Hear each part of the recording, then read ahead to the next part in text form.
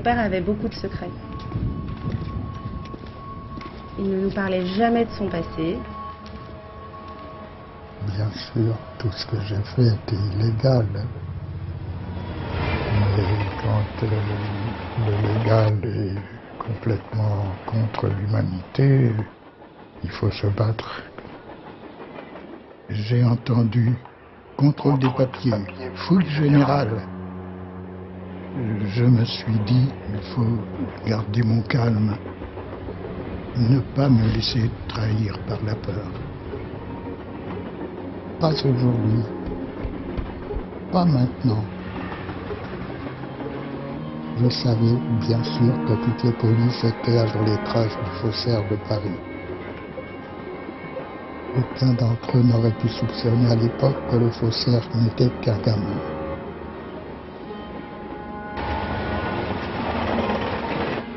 Il y a quoi là-dedans?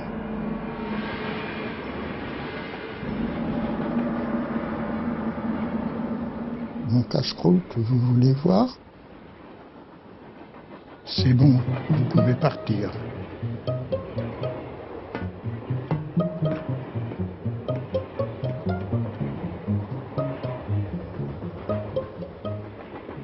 Tout est bien là, mon trésor.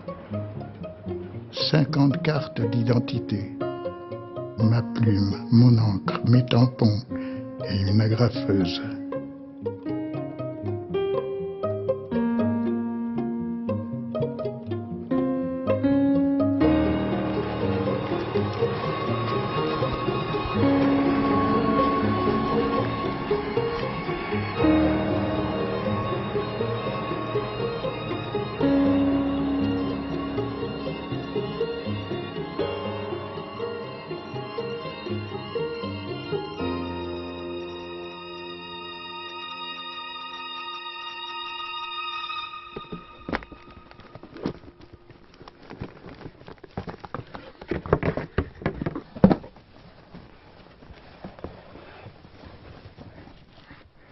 Dans ma vie, j'ai aidé des milliers de personnes à traverser les frontières. Si j'étais découvert, j'étais emprisonné, tué. Si j'étais pris, des tas de gens mouraient.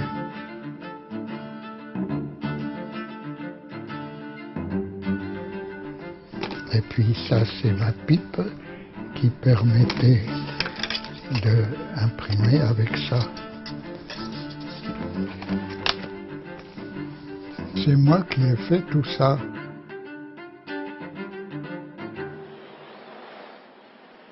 Je me souviendrai toujours de la plus grande demande de papier qu'on nous ait faite.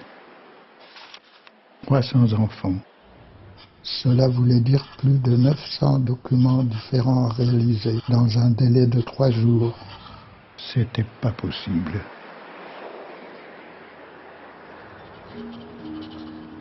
Il fallait que je reste éveillé le plus longtemps possible. Lutter contre le sommeil.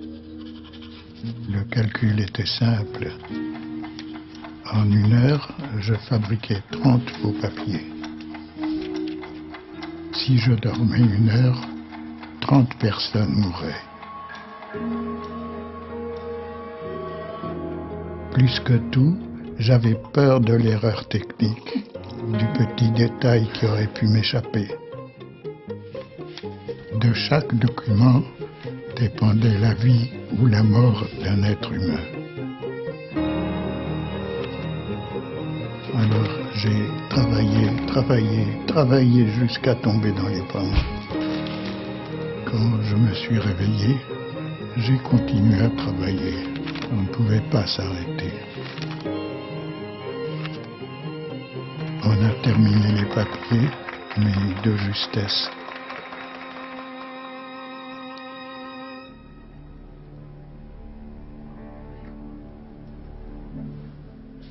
Sans papier, on est condamné à l'immobilité.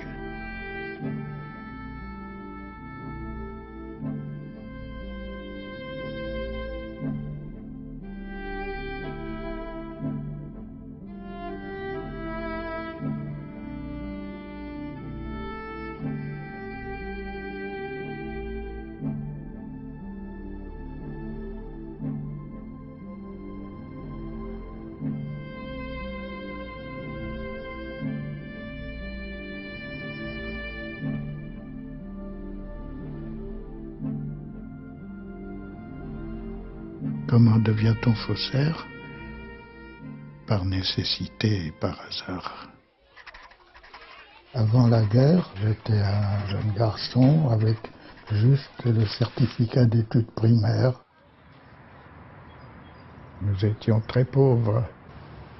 Il fallait que je travaille, que je gagne ma vie. Je suis entré travailler chez un teinturier. Et là, j'ai découvert la magie de la couleur.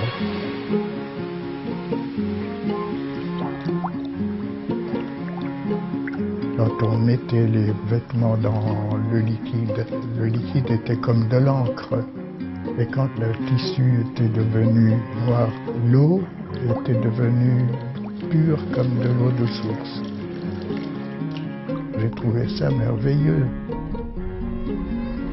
J'ai commencé à poser des questions. Je faisais des expériences à la maison, dans la lessiveuse, dans les casseroles.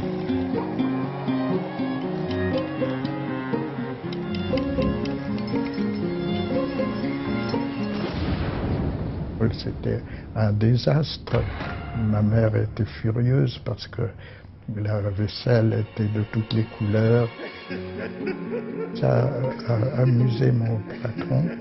Mon patron me donnait toutes les tâches les plus difficiles et des problèmes à résoudre.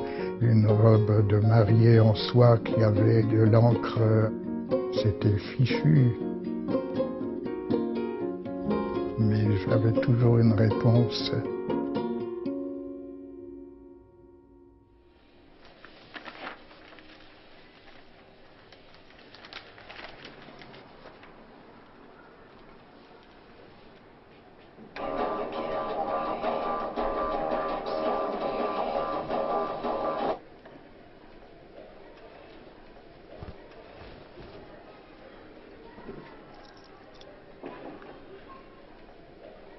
Les Juifs ont d'abord été inscrits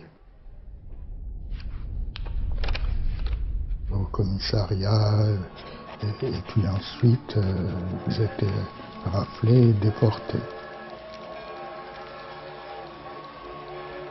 Parce que nous étions juifs, un jour ils sont venus nous arrêter et nous ont enfermés à Drancy.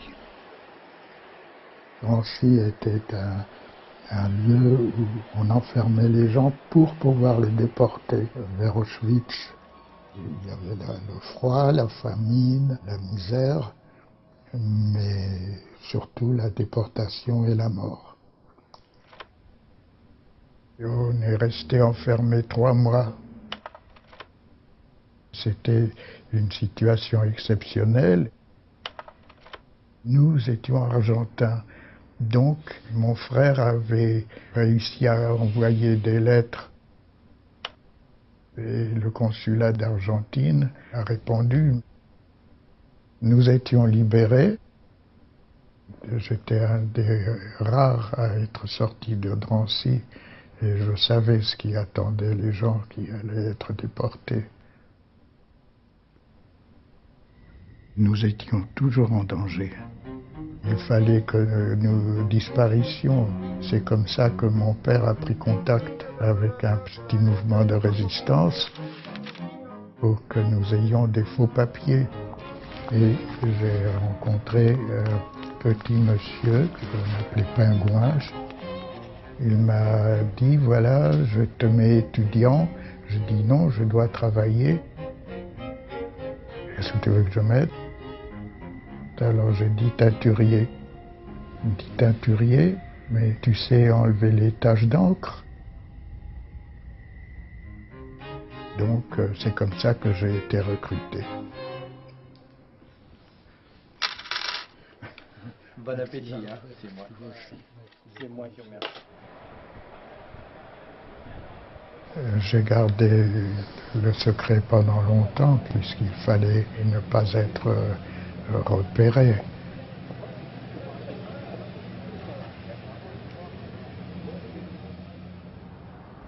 Comme couverture, nous jouions les artistes peintres. Comme ça, aucun voisin ne se posait des questions à propos des odeurs de produits chimiques. Pareil pour l'agent d'électricité qui venait relever les compteurs. Chaque fois qu'il entrait au laboratoire, il nous félicitait pour nos peintures.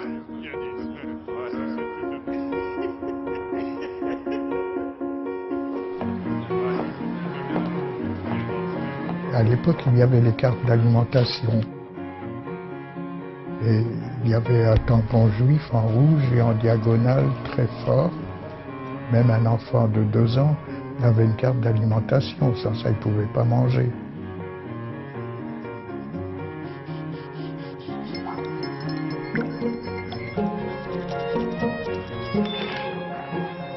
J'ai fabriqué une machine à vieillir les papiers.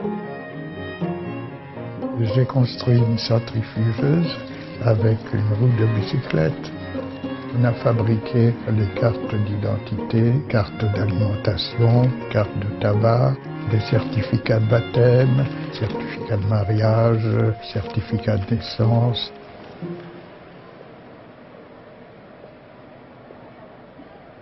Quand on lit un livre d'histoire, on voit des chiffres, on voit des choses, des noms de villes, des noms de batailles. Là, ce qu'on découvre, c'est qu'il y a des petites personnes qui ont réussi, avec rien du tout, de sauver des vies entières.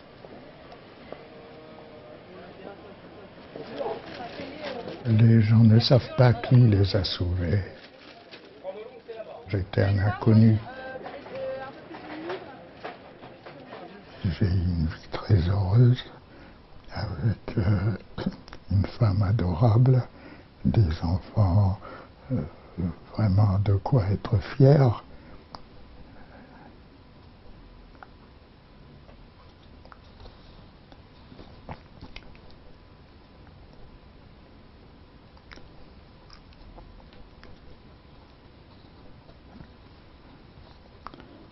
Mais il y a tellement de cadavres.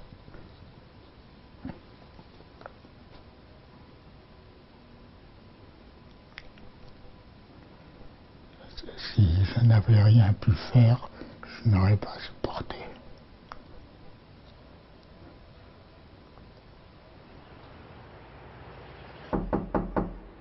Je me souviens, un jour, je frappe à toutes les portes d'une liste qu'on m'a donnée la veille et que j'ai passé la nuit à apprendre par cœur.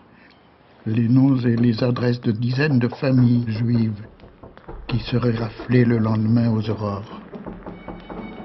Je me souviens d'une veuve rue Oberkampf. Elle s'appelait Madame Gravda.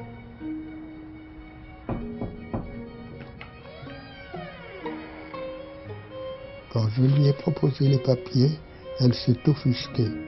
Pourquoi me cacher, moi qui n'ai rien fait et qui suis française depuis plusieurs générations?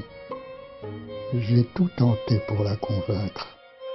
Je savais que si elle restait, ses enfants et elle seraient déportés et envoyés à la mort. Elle n'a rien voulu savoir.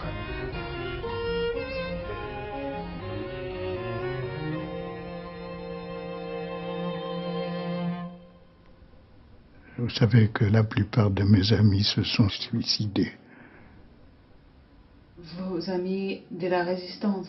Oui. Après la guerre, ils se sont suicidés? Oui. J'ai continué à me battre.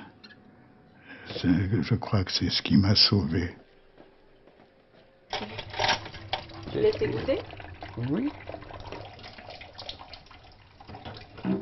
Après, il a aidé les Algériens pendant la guerre d'Algérie. Puis la Guinée-Bissau, l'Angola, Le Venezuela, le Pérou, l'Argentine, l'Uruguay, Saint-Domingue, le Chili, le Nicaragua. les Haïtiens, et aussi contre les dictateurs d'Espagne, du Portugal, de Grèce. Et puis quelques faux papiers pour des déserteurs américains aussi qui ne voulaient pas aller combattre au Vietnam.